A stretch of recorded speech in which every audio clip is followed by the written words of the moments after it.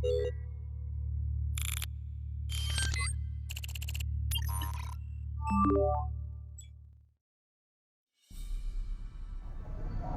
day, this is Wilfredo Simanuel Jr., and we are the Group 12, and we will be discussing professional hacking ethics.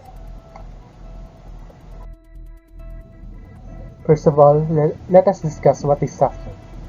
Hacking refers to activities that seek to compromise digital devices such as computers, smartphones, tablets, and even entire networks. And while hacking might not always be for malicious purposes, nowadays, most references to hacking and hackers characterize it or them as unlawful activity by cybercriminals, motivated by financial gain, protest, information gathering or spying, and even just for fun of the challenge. Now, let us discuss what's ethical hacking. Ethical hacking is the intentional penetration of a system or network for the purpose of discovering vulnerabilities and evaluating the security of the system or network. The organization hires the ethical hacker to hack the organization's system or network. The ethical hacker is responsible for discovering the security issues and vulnerabilities of the system or network. The business organization allows the ethical hacker to make the necessary steps or actions to do his job. In short po, the main job of the ethical hackers is to find any vulnerabilities from a system or organization so that they can think any strategies and to make some action against the malicious hackers. Some of the ethical hackers are the white hat hackers because they are using their skills and their ability in hacking to help some organization and businesses. In order for the ethical hackers to have the authorized access from a system or network, they need an authorization from the businesses and organization. Business, commerce, financial transactions, records, and communication are almost all web or cloud-based now. Hackers utilize their skills to bypass safety protocols and enter secure networks to install malicious software or steal money, goods, and sensitive information.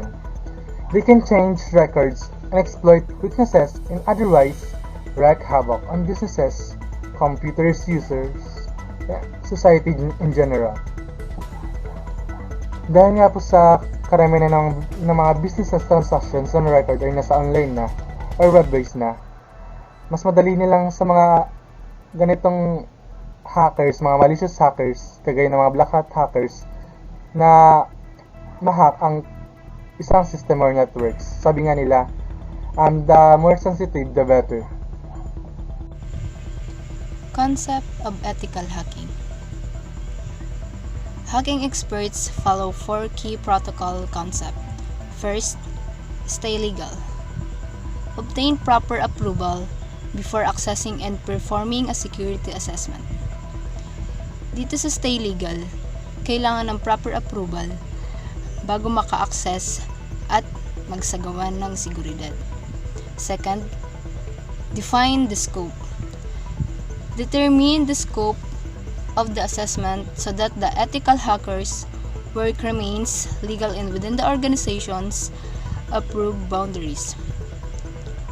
Third, report vulnerabilities. Notify the organization of all vulnerabilities discovered during the assessment. So, kailangan i-notify ang organisasyon para mapayuhan sa remediation at malutas ang mga kahinaan nito. Provide remediation advice for resolving these vulnerabilities. Fourth, respect data sensitivity.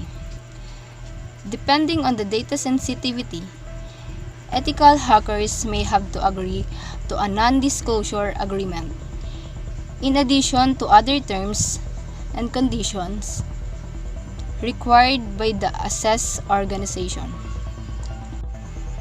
The difference between ethical hackers and illegal hackers. Ethical hackers. Ethical hackers use their knowledge to secure and improve the technology of organizations. They provide an essential service to this organization by looking for vulnerabilities that can lead to a security breach. Unethical hackers reports the identify vulnerabilities to the organization. Additionally, they provide remediation advice. In many cases, with the organization consent, the ethical hacker perform a retest ensure the vulnerabilities are fully resolved. Ginagamit ng ethical hacker ang kanilang kaalaman upang masecure at mapabuti ang kanilang teknolohiya. And they provide an essential service by looking for vulnerabilities. Illegal hackers. Illegal hackers intend to gain unauthorized access to a resource for financial gain or personal recognition. Illegal hackers deface websites or crash back-end servers for fun, reputation damage, or to cause financial loss. The method used and vulnerabilities found remain unreported. Illegal hackers aren't concerned with improving the organization's security posture. Yung illegal hackers, sila yung mga di otorisadong hacker at ginagawa lang nila ito para makakuha ng pagkakakitaan. Ethical hacking professional issues. The professional issues of ethical hacking include possible and effective performance on the job. Ethical hacking may be limited by the sensitivity of information involved in the client organization. Clients tend to impose requirements and limits on the activities of the ethical hacker. For the ethical hacker to perform properly, access to the entire system or network might be needed. Because of the need for professionalism, the ethical hacker must not violate the limits imposed by the client so that professional issues are minimized. So yung ibig sabihin lang dito is hindi porket isang professional hacker is gagawin mo na lahat para makapag-hack lang. So, mayroon pa ring ibibigay yung client na requirements and limits para sa pag-perform mo ng hacking. So, for being professional, kailangan masunod itong requirements and limits na binigay sa'yo ng client mo.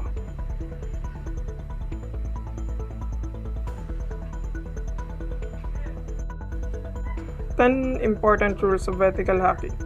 Number 1, set your goals straight. An ethical hacker must start thinking like the intruder. He must be able to identify the loopholes and target access points or networks that are prone to attack. He must be aware of the repercussions of these loopholes and how the intruder can use it against the same. An ethical hacker then has to find out if anyone on the target noticed the intruder's attempts to carry out his or her acts. Finding out and eliminating unauthorized wireless access point is always at the most part of an ethical hacker. So, here at number 1, kailangan lang mag-isip na parang ikaw yung intruder. So, isipin mo kung nasan yung weakness ng system or ng network ng client mo na prone to attack. So, magiging prepare ka for some hacking incident. Number 2, plan your testing process. You can never be sure when something or the other comes along that you could make it. You take a back seat. Money, personal, or time is not in your hands.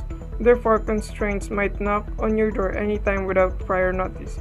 As such, to avoid any untoward incidents, you must identify the networks you intended to test and decide beforehand the time period for this process. Once the basics are set right, you must specify a testing process that you'll carry out. Planning is crucial and sharing it with all the concerned personnel advisable. An approval of the testing process by all stakeholders involved is also necessary.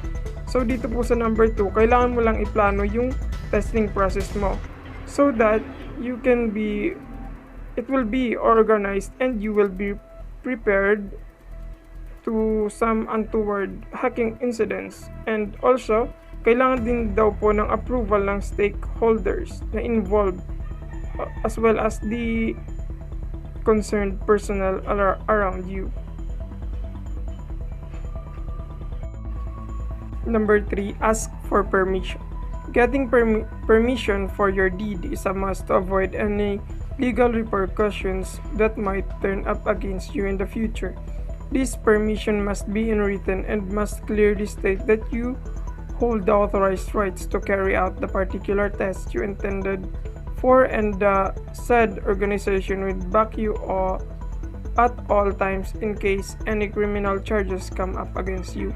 So dito sa number 3, as simple as kailangan maging legal. So kailangan ng mga document na nagsasaad na authorized ka na i-perform yung test, and kailangan din na pirmado ito ng client or organization mo, so that if may kaso or criminal charge sa'yo, may maipakikita na evidence or state na evidence nag-state na legal at hindi illegal yung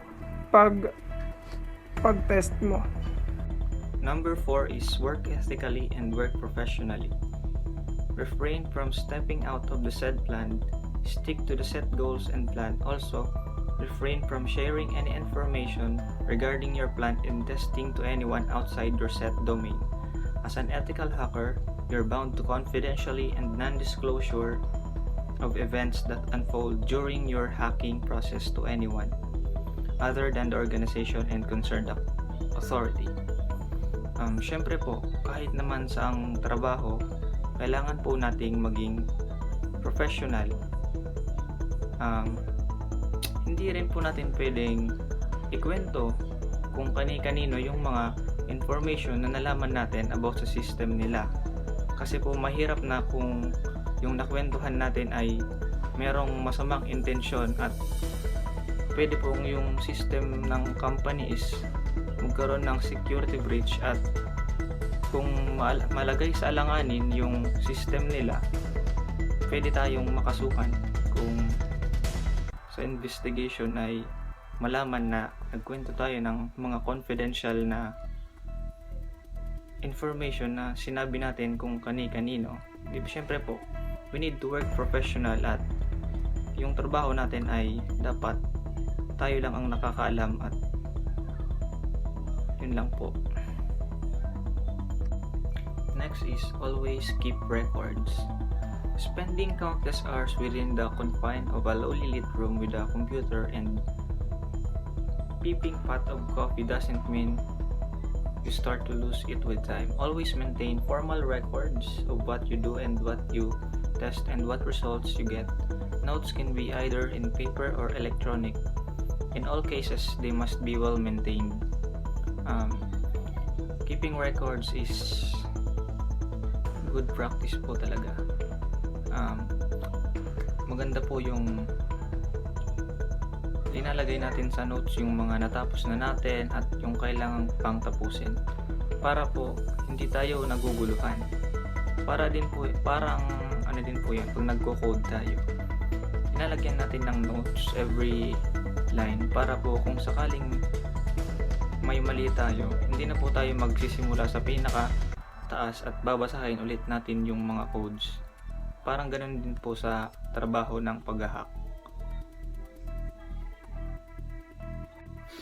Number 6 is respect the privacy of others. You're bound to gain access to private information, encryption keys for instance, while on your quest. However, how you use this information is key to being a good ethical hacker and a good human being, most importantly.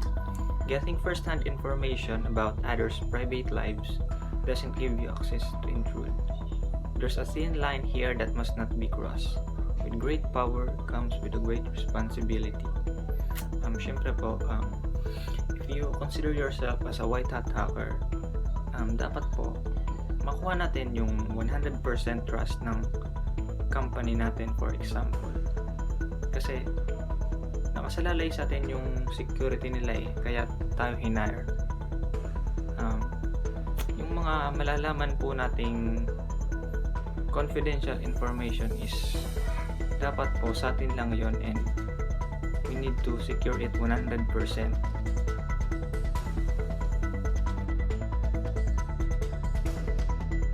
Number 7. Respect other rights. It's only human to be proud of your achievements. Once you get through a locked window, chances are you'd want to pry further. However, you must understand that your deeds must not cause harm to the rights of others. Also, use tools of the trade wisely. The same tool you use for an attack may in turn have long-lasting implication. The denial of service, for instance. So dito po sa number 7, respect other rights, dapat respetuhin natin ang karapatan ng ibang tao. So bilang tao, kapag may nagagawa tayong mga achievements, ay proud na proud po tayo. At sa bawat achievements na ating nagagawa ay gusto natin itong dagdagan. Pero dapat nating malaman or dapat nating alalahanin na kada gawa natin ito ay dapat wala po tayong natatapakan or nasasaktan na tao. Number 8. Use a scientific process. Follow a scientific or empirical approach while hacking.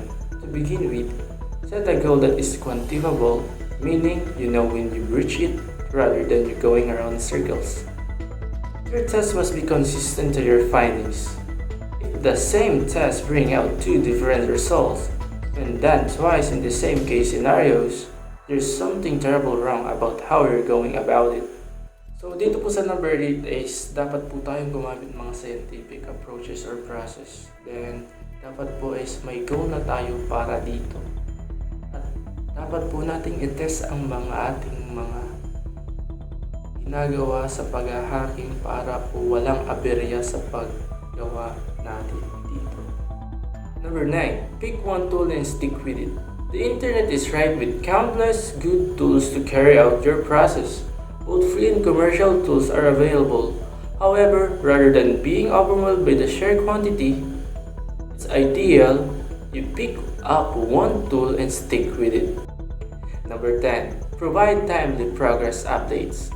Many times the time duration of your test might extend beyond the set interval. Let's say over a week, for instance. In all such cases, you must provide your organization with progress updates from time to time rather than waiting for the process to reach a completion. Dito sa number 10 is dapat po nating i-update ang ating kasamahan time to time. Hindi po yung parang naghihintay na lang po sila ng resulta ng ating ginagawa. Dapat din po nilang malaman ang mga nangyayari at ang mga dapat nilang gawin kung may mga aberya naman na magaganap dito, at para po mas mapabilis natin na ma-reach yung goal natin para dito.